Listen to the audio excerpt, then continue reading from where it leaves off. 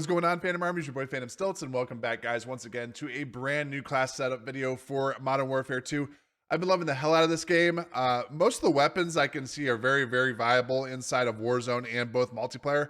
I want to give you guys another class setup for an assault rifle within multiplayer that I use on a regular basis.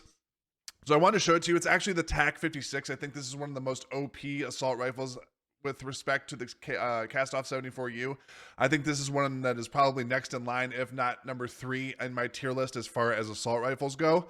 So I wanted to go through the build with you real quick, and then obviously we'll go through the perk package that I run with this. I basically run the same perk package for any of my loadouts within multiplayer. I just find, you know, one size sort of fits all for me as far as a perk package. So we'll go through that as well as the build. So let's get right into this, guys. So first and foremost, the main attachments that I use on this gun are the barrel, the muzzle, the underbarrel, the rear grip, and the stock.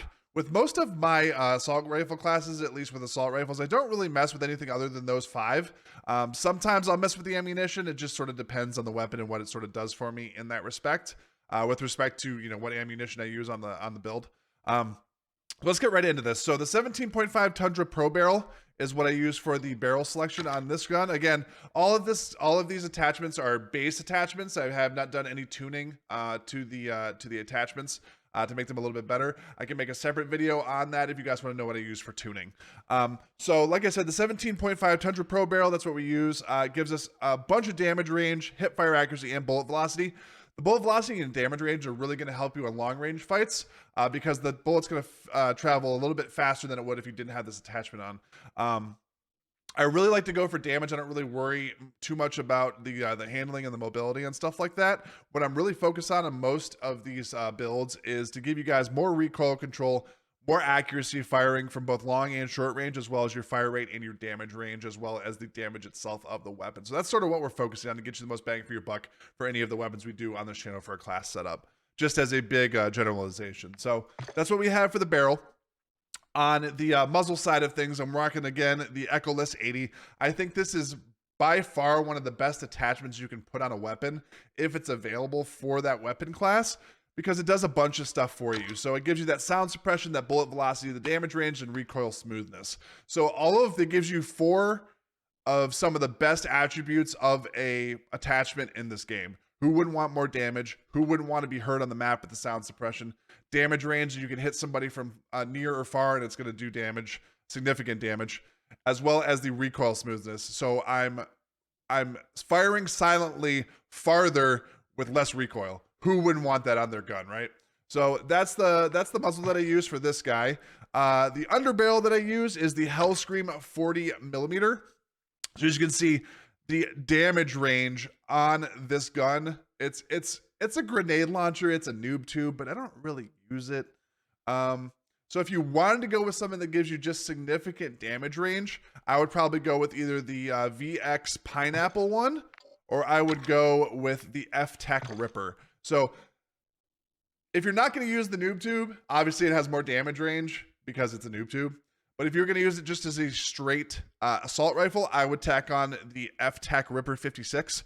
And again, that gives you the aiming idle stability, the hip fire accuracy, the recoil stabilization. So again, just helping us become more snappy, helping us become more accurate, helping us become more dangerous from range, as well as up close and personal with those enemies.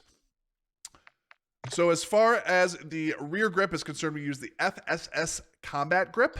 So that grip allows you to get more recoil control. So like I said, less bumping and flinching when you're trying to aim down sights or ADS an enemy from farther away. So again, all of these attachments more or less are geared toward giving you more damage, being able to hit people from farther, as well as how much damage you're doing to that person when you're firing the weapon at them. And last but not least, we have the TVLPX 434 stock. And the reason I picked this one is obviously for some more aiming stability. It allows you to have, you know, when you're aiming down sight, it's not sort of juggling when you're shooting. It's sort of just staying in a straight line. We wanted to be an absolute beam, so that's why I chose the TVLPX 434 stock for this bad boy. As far as a perk package, let's go ahead and go back there.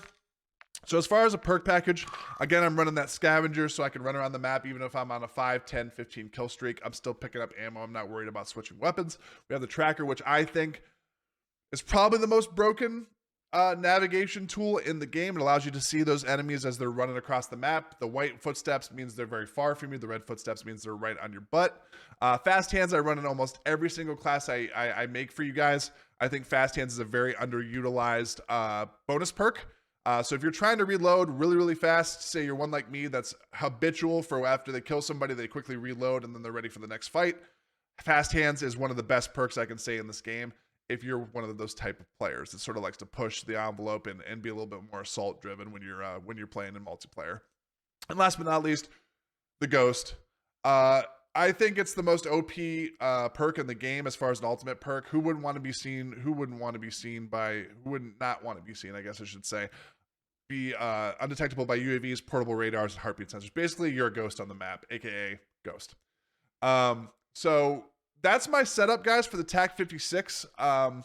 Hope you guys enjoyed the video. Let me know if you guys have any comments as far as why I chose this build, for a little bit more intricacy as why I chose this build, and why I think this is one of the most OP assault rifles in the game. This was one of the weapons that I had a lot of fun with, as well as was very easy to level up. Obviously, I gotta throw the gold camo on because I haven't done it. Just gotta throw that on. Anyways, so the TAQ-56 I think is one of the most underutilized and forgotten about assault rifles. I think it's a very, very viable weapon both in Warzone as well as multiplayer. But I wanted to give you guys a little bit of a taste of what I use it for and how I sort of use the gun and what sort of attachments I put on this bad boy to make it as best as it possibly can be, in my personal opinion. But without any further ado, I hope you guys enjoyed the video. Make sure to like and subscribe. If you guys are brand new to the channel, we try to stick to a hard beat schedule of giving you guys streams on Tuesdays and Thursdays, as well as Monday, Wednesday, Friday, giving you guys some content to chew on until those streams. But I hope you guys enjoyed the video. Make sure to like and subscribe, like I said, if you guys are brand new here, and I will see you guys on the next video. Take care, guys.